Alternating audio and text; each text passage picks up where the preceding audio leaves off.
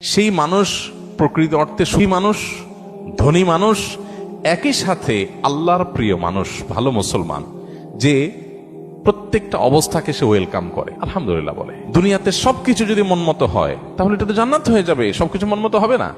অনেকে দেখবেন অমুকে আমার সাথে এটা কিভাবে করলো, কিভাবে এটা বলতে পারলো, এই কথাটা সে কেমনে বলতে পারলো, আমি মেলাতে পারতেছি না। আমি কেন, এটা আশ্চর্যের কি আছে? চামড়া ঠোঁট দিয়ে সবই বলা যায়, বলছে, বুঝলেন? এটা তো আমি আশা করি না। তা আপনি যা আশা করবেন সব মন মতোই যদি হয়, এটা তো জান্নাত হয়ে যাবে।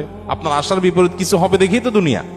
না না, সে কিভাবে এটা আমারে বলতে পারলো, আমার মাথায় ধরতেছে না, কেমনে এটা বলতে পারলো। আরে কেমনে বলতে পারলো, আমি তো বলতে পারবো আপনাকে, কোনো ব্যাপার না তো। সবকিছুকে ইজিলি নেওয়া, এটা হলো মানুষের দুঃখ দুর্দশা দূরের প্রধান মাধ্যম, প্রধান উপায়। কোন প্রকার বিপদ আপদ হলে আমরা ধৈর্য ধারণ করতে পারি না। ভাই, সবরটা কখন করবেন? তাহলে আপনার মনের বিরুদ্ধে হবে, চাওয়ার বিরুদ্ধে হবে, আশা যা করছেন তার উল্টাটা হবে।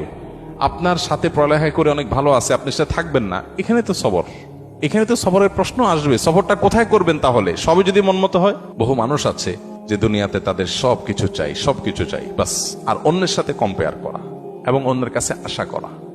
সকল অশান্তির দুইটা মূল আছে, আরেকজনের সাথে নিজেকে তুলনা করা, আরেকটা হলো আরেকজনের কাছে কি করা, আশা করা। মানুষের কাছে এত বেশি আশা করা উচিত না। স্বামী হোক, স্ত্রী হোক, ননদ হোক, দেবর হোক, শ্বশুর হোক, শ্বশুর বাড়ি হোক, এমনকি বন্ধু বান্ধব হোক,